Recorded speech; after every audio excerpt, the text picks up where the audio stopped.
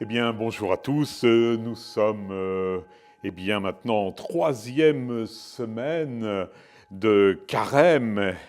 Et rappelons-nous que la semaine dernière, nous avons rejoint notre unité. Vous savez que sans cette unité intérieure, nous sommes sans cesse tiraillés en conflit intérieur et pas aptes à mener le fameux bon combat. Cette semaine, nous allons commencer à nous équiper en revêtant notre armure, tout en nous méfiant des contrefaçons, ces armes en toc que nous propose notre adversaire, le diable. Et donc, en cette première semaine de prise en main de nos armes, nous allons voir la ceinture de la vérité. Alors, n'oublions pas avant toute chose que pas entraîné, pas armé égale chrétien en danger. N'oublions pas que notre vie est un combat. Et rappelons-nous le texte qui nous sert de base dans Éphésiens 6, au verset 13 et 14. Il est dit, c'est pour cela, c'est pour ce combat dans les lieux célestes, qu'il vous faut endosser l'armure de Dieu afin qu'au jour mauvais, vous puissiez résister et après avoir tout mis en œuvre, restez ferme. Tenez-vous donc debout avec la vérité pour ceinture. Donc Paul nous invite à prendre toutes les armes de Dieu, pas simplement l'une d'entre elles. Pourquoi ? Eh bien, c'est afin, comme on vient de le lire, de pouvoir résister et tenir ferme aux jours mauvais. Alors, s'il fait beau dans notre vie, réjouissons-nous, mais profitons-en pour apprendre à manier nos armes et à connaître leur fonctionnement. Mieux vaut le faire quand on est en forme et en entraînement au calme. Profitons donc de ce temps de carême où tous les chrétiens, dans un grand élan, s'entraînent et s'entraident ensemble. Bon, nombreuses sont les personnes qui, bien que chrétiennes, se sont fait un évangile selon saint Jean, mais pas saint Jean l'évangéliste, mais saint Jean de La Fontaine. Leur mode de vie s'appuie plus sur le mode cigale, vous savez, la fameuse fable de la cigale et la fourmi, que sur l'épître aux Éphésiens. Encore que s'ils avaient pris au sérieux les premiers vers de la fable, ils seraient fait un peu comme la fourmi. Bon, revenons-en à l'Évangile, la parole de Dieu nous met en garde. Il y aura inévitablement des jours mauvais, des attaques surprises. Donc n'hésitons pas. Armons-nous, d'autant plus et mieux que les armes que le Seigneur nous donne sont performantes, efficaces et alors en plus fournies gratuitement par le Seigneur. Donc dans l'équipement qu'il nous donne, notons qu'il y a un ordre, une manière de revêtir l'armure de Dieu. La première chose à faire est de mettre sur nos reins la ceinture de la vérité. Alors, vous me direz, mais pourquoi la vérité pour ceinture ? Cette première arme que Paul nous invite à prendre, ce n'est pas une arme en soi, ou si on veut la qualifier ainsi, on peut dire que c'est une arme défensive. S'il nous demande de la mettre en premier, c'est qu'elle a une importance capitale. Une ceinture, elle se pose sur les reins. Or, physiquement, les reins sont notre point faible. Ils se situent juste à la jonction entre le haut et le bas de notre corps. Et il faut donc protéger cet endroit fragile et le fortifier. Il me suffit de se faire un tour de rein. Et si vous avez vécu ça une fois dans votre vie, vous en gardez un souvenir impérissable. On ne peut plus bouger. On est comme paralysé. Et ce qui est dangereux lorsque l'on combat. D'ailleurs, quand on est appelé à soulever de lourdes charges, beaucoup de gens mettent une ceinture. Les motards mettent une ceinture sur les reins quand ils ont une longue route à faire. Et puis, ne dit-on pas dans le monde des affaires que cette entreprise a les reins solides ? Voilà, cette expression paraît dans les discussions. Ce n'est pas uniquement pour susciter la confiance financière, mais c'est surtout pour dire on va pouvoir s'appuyer sur cette société pour une décision importante. Ça rassure, avoir les reins solides. Alors, ayons-nous aussi dans le combat spirituel des reins solides spirituellement en mettant la vérité pour ceinture. Car, je ne vous le cache pas, on a beau avoir le meilleur équipement du monde, si nos reins sont fragilisés, nous sommes considérablement affaiblis. Or, qu'est-ce qui nous est dit dans l'Épître aux Éphésiens ? Il s'agit de se rendre puissant dans le Seigneur. Éphésiens 6, 10. Alors, vous me direz, tout a l'air beau, tout a l'air clair. Non, non, non. Il y a des armes en toc. Il nous faut ceindre nos reins avec la ceinture de la vérité. Or, faites le test, c'est très mal vu d'avoir cette ceinture sur les reins. Car quel que soit le milieu, même en milieu chrétien, posséder la vérité est insoutenable pour nos contemporains.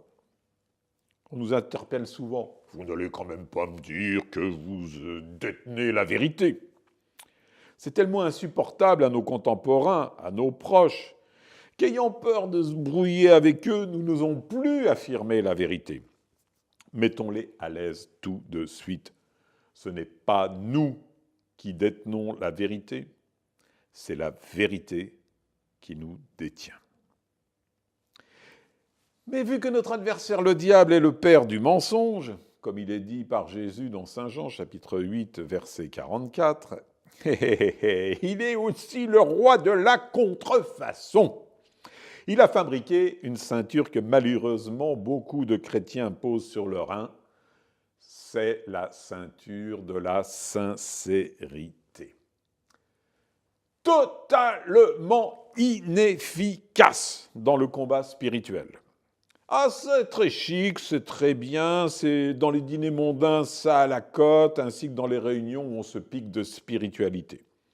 Être sincère, c'est être chic, c'est très tendance.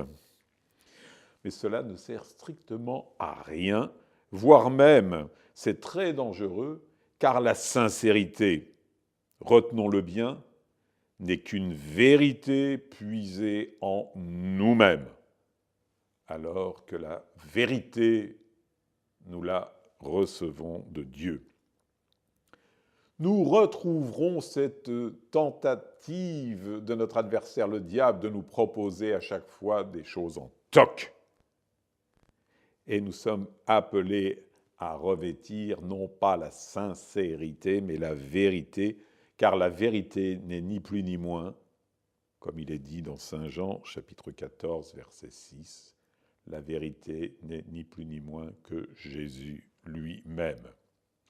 Alors soyons vigilants, ne nous faisons pas avoir par l'une des manœuvres de l'adversaire de nous faire revêtir la ceinture en toc, du toc de chez toc, inutile, inefficace pour le combat spirituel, la sincérité. Quand il voit que nous avons détecté que c'est du toc, il utilise un autre subterfuge. Il nous propose, de manière très attrayante, les bretelles de la vérité. C'est une genre de vérité élastique, tout juste bonne à tenir un pantalon et encore, mais ça ne tient pas les reins. Dans le monde, il est donc bon de mettre la sincérité comme ceinture et non la vérité, sous prétexte que nul ne peut prétendre à la vérité, car elle n'existe pas, nous dit-on. Chacun a sa vérité. Il est vrai que toute vérité n'est pas bonne à dire, mais c'est tellement vrai que c'est loin d'être un argument pour ne rien dire.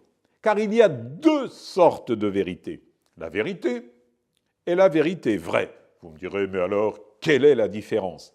Eh bien, la vérité vraie, c'est celle qui ne fait qu'un avec l'amour, comme il est dit dans le psaume 84, verset 11, « Amour et vérité se rencontrent ». Notre adversaire, le diable, connaît la vérité, mais il la déteste. Elle n'est pas liée à l'amour.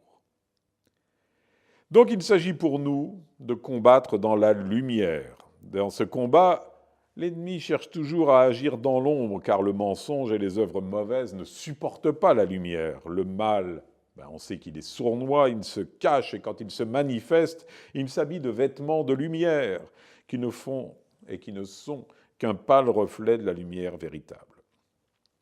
La part des ténèbres qui est en nous peut poser des difficultés à ceindre sur nos reins la ceinture de la vérité. Mais ce qui est dans les ténèbres craint la lumière. Il nous faut donc surmonter la peur de la lumière, peur de voir le fond de notre cœur mis à nu, car Dieu, nous le savons, comme le dit Jérémie au chapitre 17, verset 10, Dieu sonde les cœurs et les reins. Et c'est en surmontant cette peur que l'on accueillera la lumière du Christ, qui est vérité et amour, et qu'ainsi nos reins seront fortifiés. Tout notre drame est là, nous le savons, les hommes ont préféré les ténèbres à la lumière, car leurs œuvres étaient mauvaises, nous dit Jésus dans Saint Jean, chapitre 3, verset 19. Alors, comme nous le dit Paul dans Romains 13, verset 12, laissons là les œuvres des ténèbres et revêtons les armes de lumière. Je vous propose, pour terminer, en entraînement spirituel, 4 points de réflexion. Dans notre temps de méditation quotidienne, reconnaissons que notre cœur est enténébré. Sortons de nos conflits intérieurs qui nous empêchent de venir à la lumière. Considérons ensuite qu'il n'y a pas de commune mesure, deuxièmement, entre son admirable lumière et nos misérables ténèbres. Car, comme le dit Saint Jean dans sa première épître, chapitre 3, verset 19, « Si notre cœur venait à nous condamner, Dieu est plus grand que notre cœur. » Je propose un troisième point. Marchons dans la vérité vraie et non pas dans les fausses vérités qui, loin d'affermir nos reins, nous affaiblissent. Et puis, quatrième et dernier point, repérons les fois où nous troquons la vérité contre la sincérité et analysons pourquoi le motif de ce troc. Voilà. Écoutez, ça fait une semaine bien chargée. Je vous propose de retrouver cet enseignement sur aletheia.org. Vous trouverez le lien le samedi sur notre site www.monastère-invisible.com. Et puis, dans l'amour et dans la vérité, marchons ensemble en ce temps de carême pour pouvoir combattre le bon combat. Voilà, merci à tous, bonne semaine.